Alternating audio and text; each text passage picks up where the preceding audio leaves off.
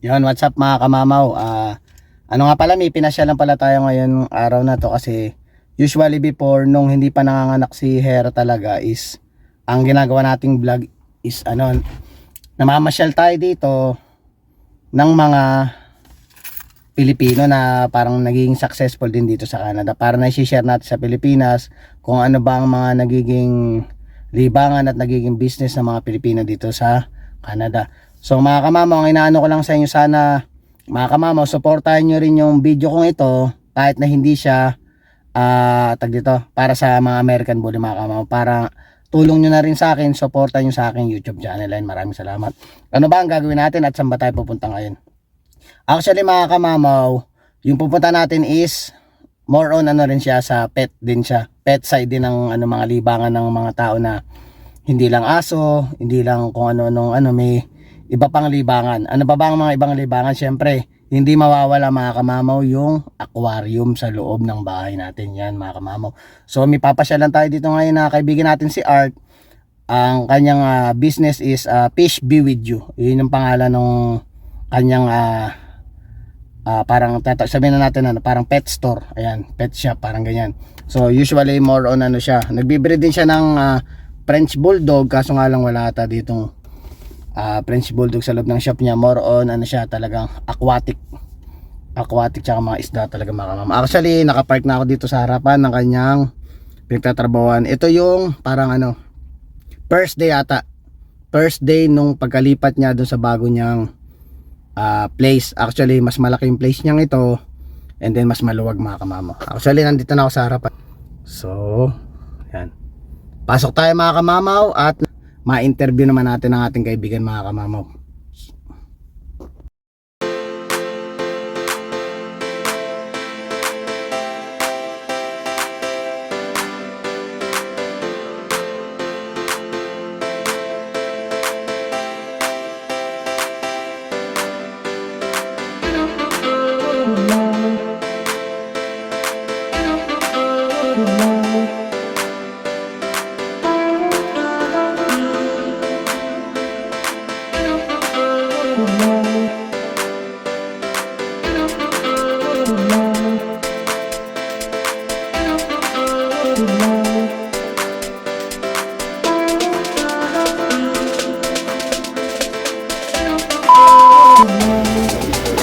Nandito tayo sa store ni Art yung Fish Be With You. Yan mga kamamaw. Actually si Art ay matagal ko ng kaibigan since nung dumating tayo dito sa Saskatoon.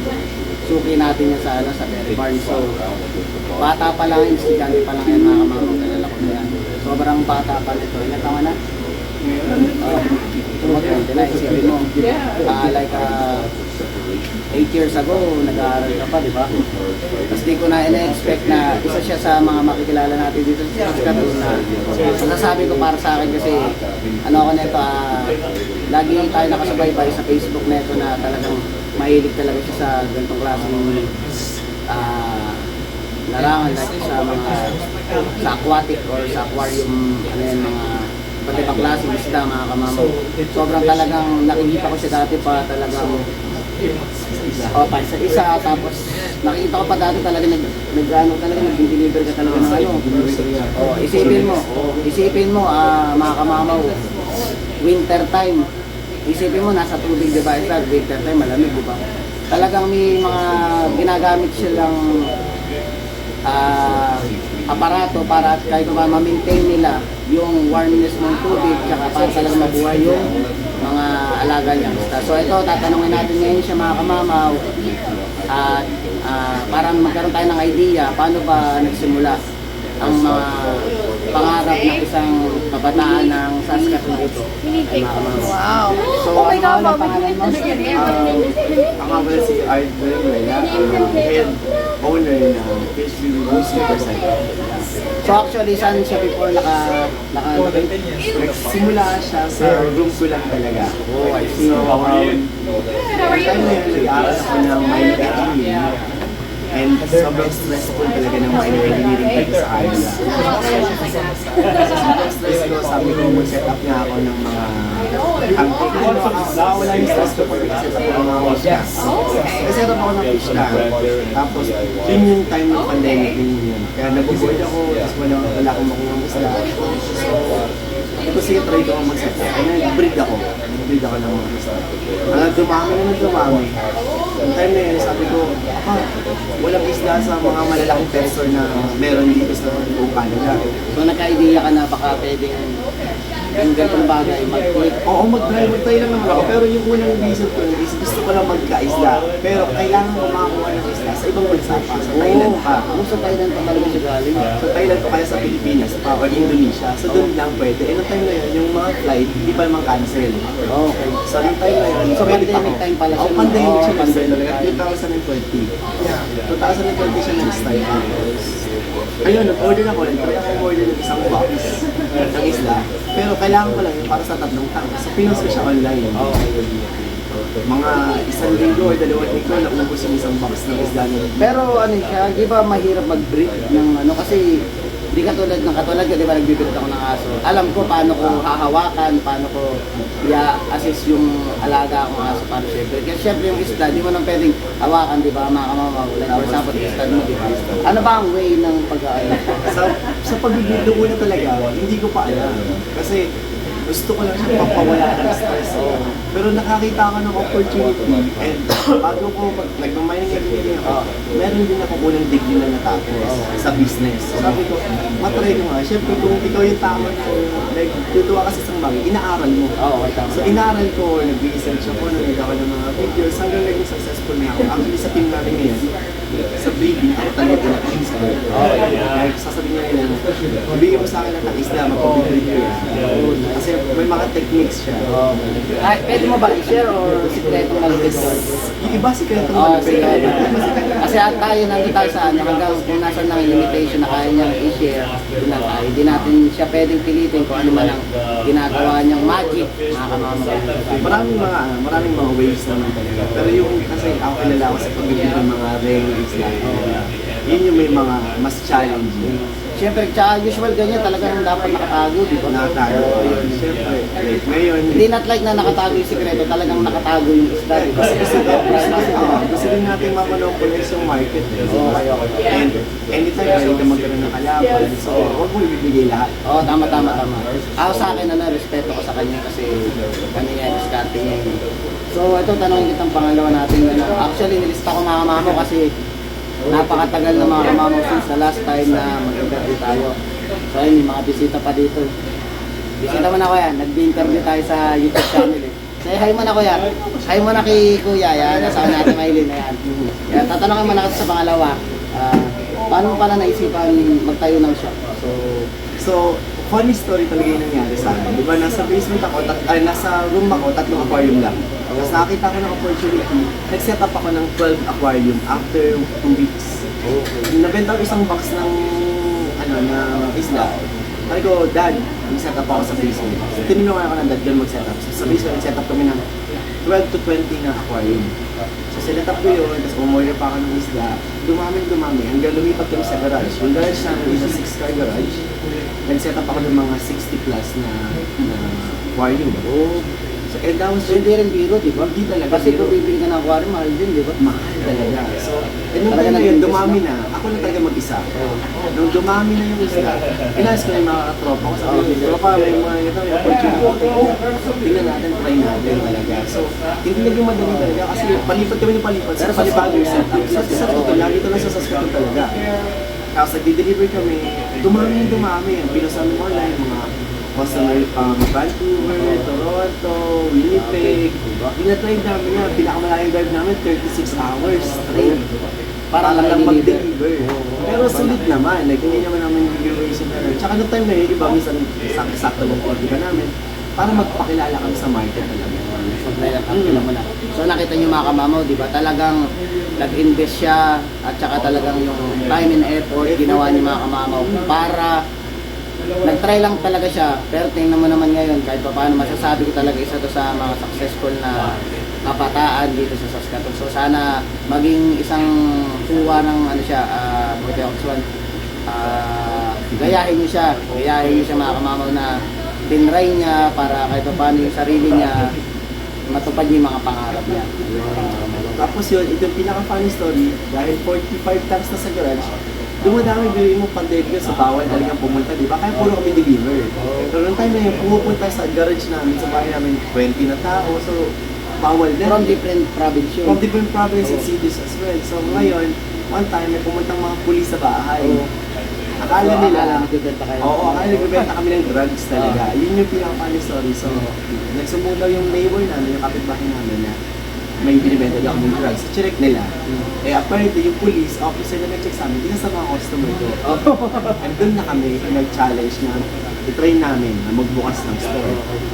So, nagbukas kami ng store din sa isang location namin sa Saskatchewan Avenue. Nag-set up kami doon ng around 200 na tangke naman. So from 3 tanks to 200 plus na tanks, within a year lang yung nangyari lang. Talagang kung di mo talaga susubukan yung isang bagay, talagang challenge yan eh. Hindi naman natin masabing lahat magiging successful. Pero syempre, ang sabi nga nila, kung di mo itatry, hindi mo talaga Kasi hindi mo, pag tinry mo, lalo mo mawala. Oo. Pag hindi mo tinry, mas malaking risk mo. Pero ang maganda rin talaga sa pagtatry na ganyan, accept mo lang talaga kung magsasucceed ka. Challenging, hindi naman siya naging successful talaga. At the same time, hobby mo talaga. Oo, di ba? kami talaga, nag-enjoy lang kami. O, yun ang maganda dun, hobby Tsaka niya. kasama ko pa yung mga taong alam kong may tiwala sa'yo. Oo, Tsaka yung nag-enjoy kami pare-pare ginagawa. Tama siya. Maraming challenge talaga naman. Ngayon, nag-set up na kami bagong store namin.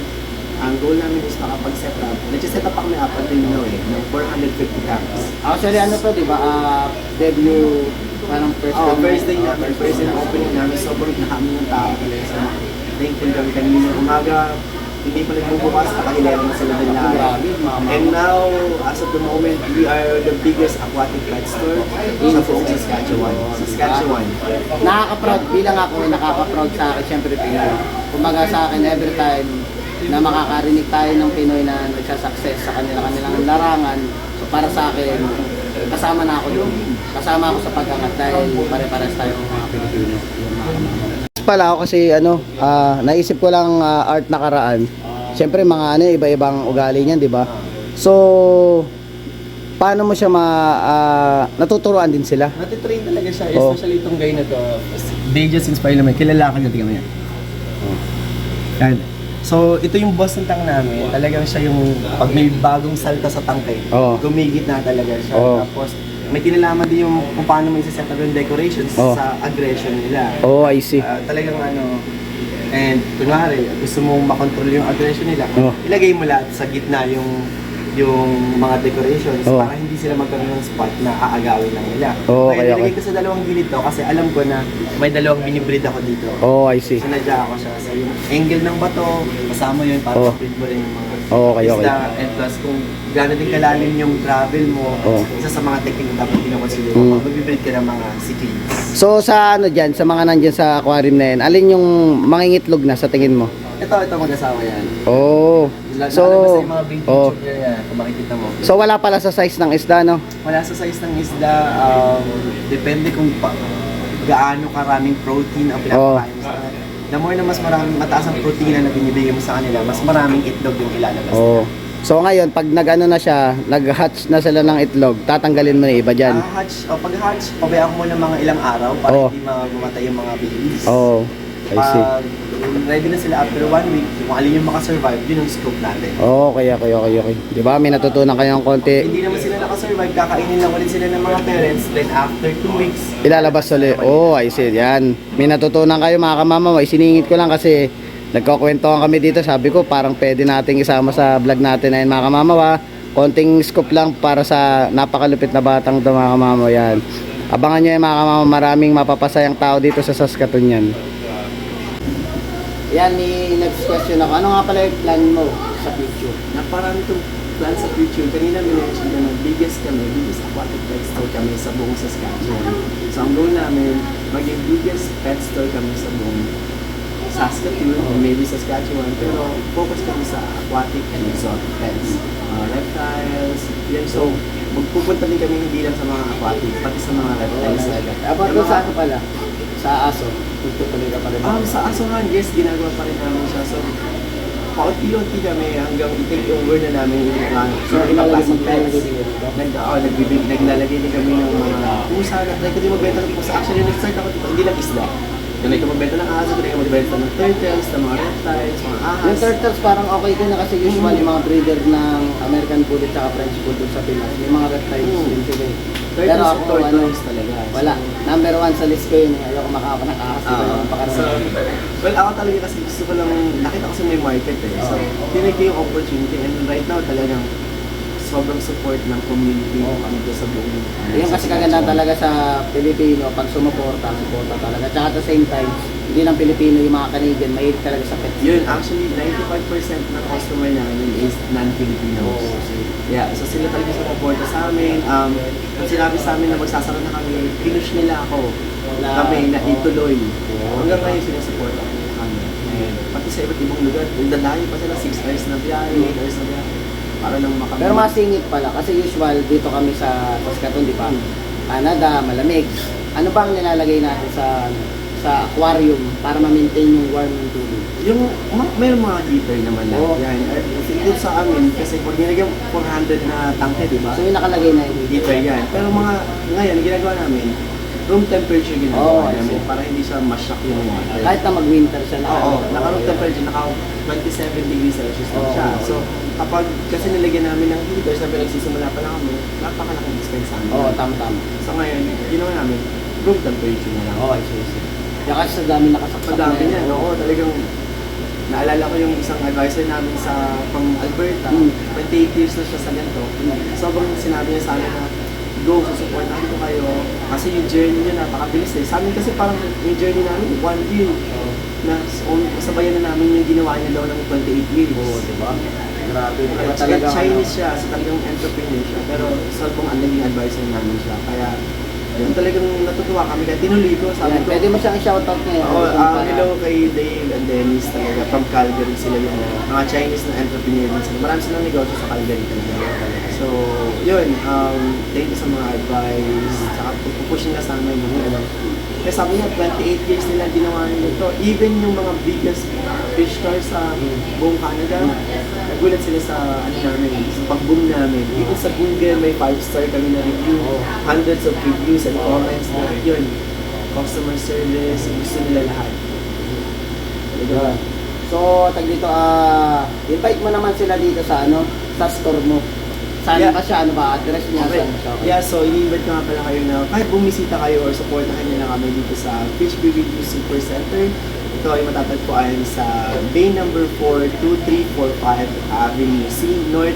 Malapit lang siya sa Travelodge and sa likod lang siya ng Bianca Amor Liquidation kung alam niyo yung place na yun. Yun. So mga kamamaw, dami nating napagkwentuhan ngayong araw na to. So sana na-enjoy nyo itong vlog na to. Please don't forget to like, share, subscribe, and hit the notification bell for more updates of my video. See you mga kamamaw.